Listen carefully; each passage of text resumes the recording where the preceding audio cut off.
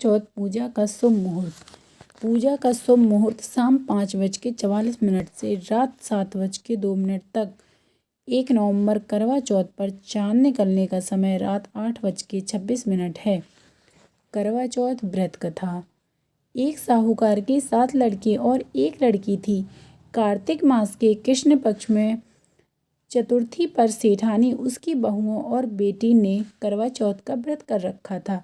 रात के समय साहूकार के लड़के भोजन करने लगे तो उन्होंने अपनी बहन से भोजन करने का आग्रह किया, तो बहन ने बताया कि आज उसने करवा चौथ का व्रत कर रखा है और चंद्रमा को अर्घ्य देकर ही व्रत का पालन कर सकती है।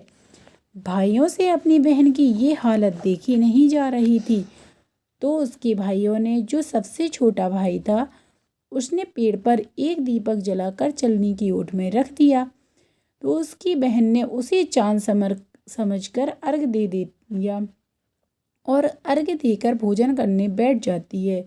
जब वह पहला कौर मुँह में डालती है तो उसे छींक आ जाती है।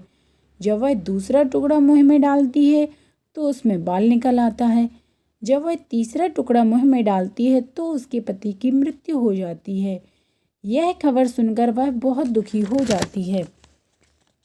तब उसकी भाभी उसे सच्चाई बताती हैं कि व्रत गलत तरीके से टूटने के कारण भगवान उससे नाराज हो गए हैं। इस पर वह करवा संकल्प लेती है कि वह अपने पति का अंतिम संस्कार नहीं करेगी और अपने सतीत्व से पुनः अपने पति को जीवित करेगी।